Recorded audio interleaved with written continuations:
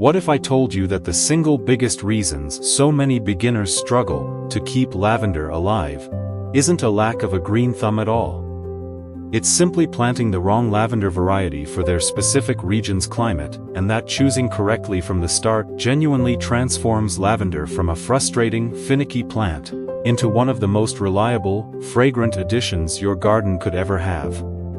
Stick with me, because by the end of this, you're going to know exactly which lavender varieties genuinely suit your specific part of the country, and how to care for them so they thrive rather than struggle. If you've ever tried growing lavender only to watch it decline within a season, I want you to understand something genuinely important.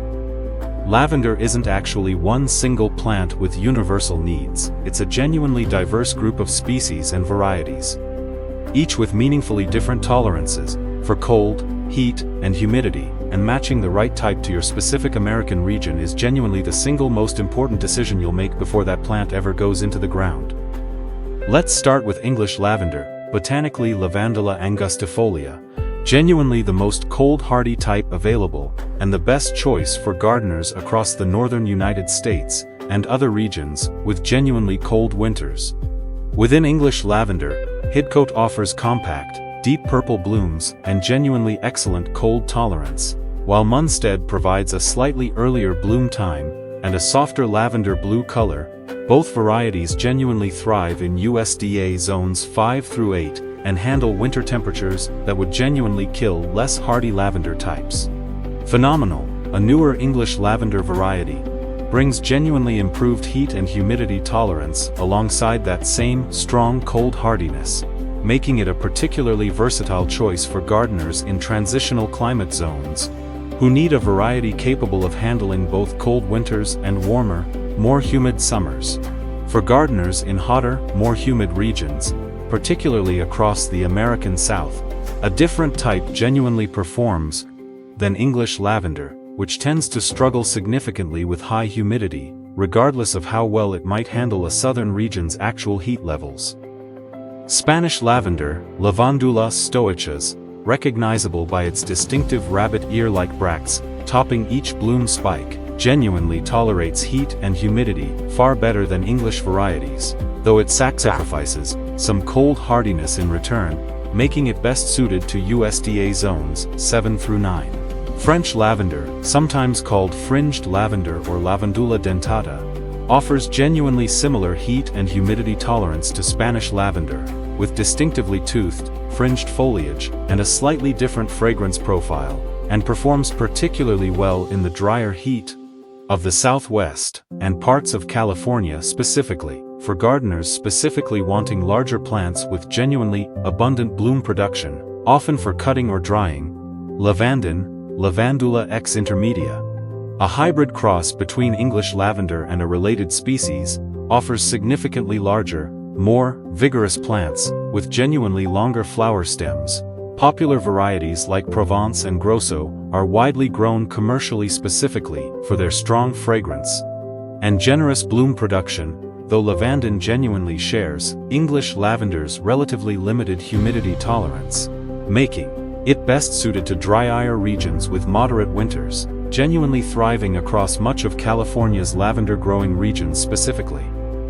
For gardeners in genuinely cold northern climates, who are still drawn to the heat-loving Spanish or French varieties, or for anyone unsure exactly which zone their specific yard falls into, container growing offers a genuinely valuable workaround worth knowing about. Growing lavender in a large, well-draining pot lets you enjoy varieties that wouldn't otherwise survive your region's winter outdoors.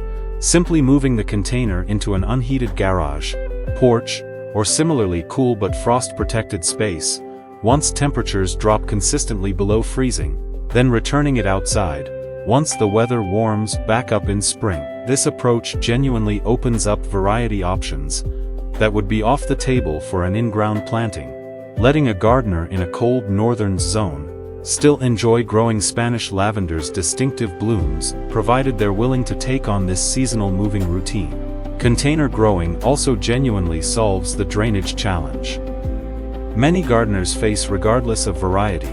since a quality potting mix specifically formulated for cacti or succulents, which shares lavender's genuine need for excellent drainage, gives you far more direct control over soil conditions than working with whatever native soil happens to exist in your yard. It's also worth understanding the genuinely practical uses that make lavender such a rewarding plant. To grow well beyond its garden appearance, since this often motivates gardeners to put in the extra effort of proper regional matching in the first place. Harvesting lavender stems just as the lowest flowers on each spike begin to open, rather than waiting for full bloom, genuinely produces the strongest fragrance and best color retention.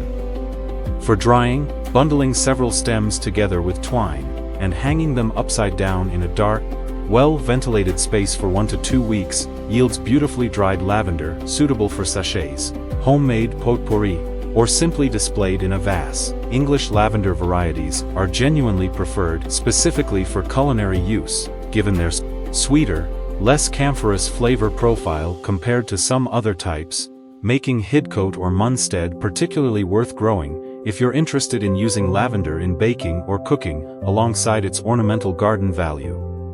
Whichever variety and use case draws you in, understanding that different lavender types genuinely suit different purposes, not just different climates, adds another worthwhile layer to consider as you choose what to plant. Now let's talk about light and temperature, because getting these two factors right matters even more with lavender than with most other garden plants. Given how specifically this genus evolved within the sunny, well-drained, relatively dry conditions of the Mediterranean region, all lavender varieties genuinely need a minimum of 6 to 8 hours of direct sunlight daily. Insufficient light is one of the most common reasons even a well-matched regional variety produces sparse, disappointing blooms or develops weak, leggy growth. As for temperature, understanding your specific variety's genuine cold hardiness zone and matching it honestly against your own USDA zone, rather than assuming all lavender behaves identically, is genuinely the single most important temperature consideration. A Spanish lavender planted confidently in a Zone 6 garden will very likely not survive its first genuinely cold winter, regardless of how well it might otherwise be cared for. There's genuinely interesting, scientific research behind why lavender's regional matching matters so significantly compared to many other garden plants. Botanical research on Mediterranean climate plants has documented that lavender species evolved specifically within regions characterized by dry summers and mild, wet winters, a climate pattern genuinely quite different from much of the humid eastern and southern United States. This evolutionary background explains both lavender's genuine drought tolerance, once established, and its corresponding vulnerability to the combination of high humidity and poorly draining soil that many American regions experience, conditions that promote root rot and fungal disease in a plant genuinely not adapted to handle sustained moisture around its root system. Beyond the botanical science, there's genuinely substantial research on lavender's specific effects on the human body and mind. Aromatherapy and clinical research have consistently linked lavender essential oil and scent exposure to measurable reductions in anxiety and improved sleep quality, with several controlled studies documenting genuine physiological changes, including reduced heart rate and cortisol levels. Following lavender aromatherapy exposure, meaning a thriving lavender planting doesn't just provide garden beauty, it genuinely offers a documented, evidence-based wellness benefit every time you brush past it or harvest a few stems. Watering correctly is genuinely one of the most important skills for keeping any lavender variety alive long-term, and the core principle holds true across every type discussed here. Lavender genuinely prefers infrequent, deep watering over frequent light watering, and it absolutely requires excellent drainage, regardless of which specific variety or region you're growing it in. Check soil moisture by pressing a finger about 2 inches into the soil. Watering deeply only when it's genuinely dry. Established lavender plants, once past their first season, often need watering only every 1 to 2 weeks even during summer, and considerably less during cooler months. Overwatering is genuinely the single most common cause of lavender failure, across all varieties and regions, far more common than any cold or heat-related problem. If your native source is heavy clay or holds moisture for extended periods, working in coarse sand or fine gravel before planting, or growing lavender in a raised bed or large container specifically, genuinely improves drainage enough to support healthy growth, even in regions where the ground itself would otherwise struggle to drain adequately. Fertilizing and pruning both look genuinely different for lavender compared to many other flowering plants, since this genus specifically evolved in low-fertility Mediterranean soil.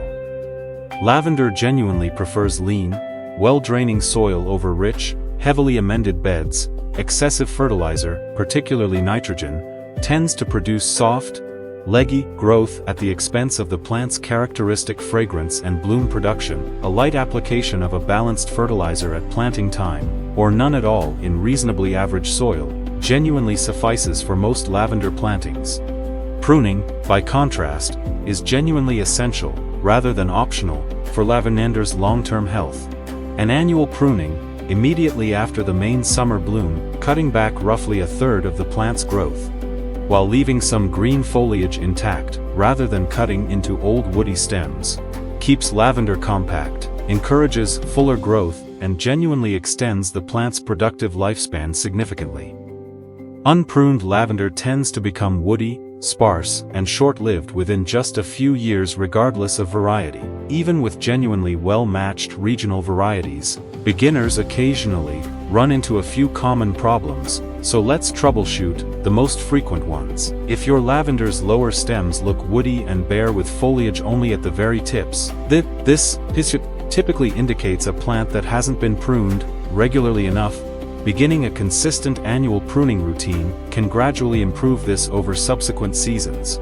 Though severely woody, overgrown lavender sometimes genuinely needs replacement, rather than rehabilitation. If your lavender looks consistently wilted or yellowing, despite what seems like adequate care, check your soil drainage specifically. This is genuinely the most common underlying cause of lavender decline, and improving drainage, or relocating to a raised bed or container, often resolves problems that no amount of adjusted watering alone would fix. If you're growing English lavender in a genuinely humid southern climate, and it's consistently struggling despite your best efforts, this may simply be a fundamental variety mismatch rather than a care problem. Switching to Spanish or French lavender, specifically bred for better humidity tolerance, often succeeds where English lavender genuinely cannot, regardless of care quality. And if your lavender survived winter but looks significantly dieback damaged in spring, wait until you see clear new green growth before pruning. Cutting back too early risks removing living tissue that would have otherwise recovered. Patience through this uncertain early spring period genuinely prevents unnecessary additional stress on an already weakened plant. What makes choosing the genuinely right lavender variety for your specific American region such an important first step is how dramatically it changes your odds of success. Before you've even planted anything, the exact same care routine that produces a thriving, fragrant lavender hedge in one region can result in genuine failure in another, purely because of a variety mismatch rather than any actual mistake in technique. Taking the time to honestly identify your region's specific climate challenges, cold winters, humid summers, heavy clay soil, and choosing accordingly genuinely sets you up for success in a way that no amount of subsequent careful watering or fertilizing can fully compensate for on its own. One final practical tip worth mentioning: purchasing your lavender from a local nursery specifically, rather than a large national retailer. Shipping generic stock from a single distant growing region often means the plants you're buying have already been grown under conditions genuinely closer to your own. Local nursery staff can also typically offer specific, first-hand guidance about which exact varieties have performed reliably for other customers in your immediate area, information that's honestly more valuable than any general regional guideline alone. So before you plant your next lavender, take a moment to honestly assess your specific region. English lavender for genuinely cold, northern winters, Spanish Or French lavender for hot, humid southern summers, and lavender for drier regions wanting abundant, fragrant bloom production. Choose accordingly, give it excellent drainage and consistent annual pruning.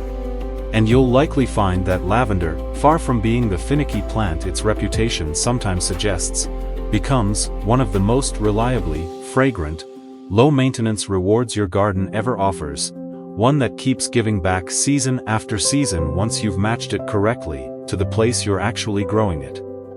If you love learning about seasonal flowering plants, vegetables, gardening tips, and nature care, don't forget to like, share, and subscribe to Nature Nurture Hub, your home for year-round garden inspiration. Let's keep growing together.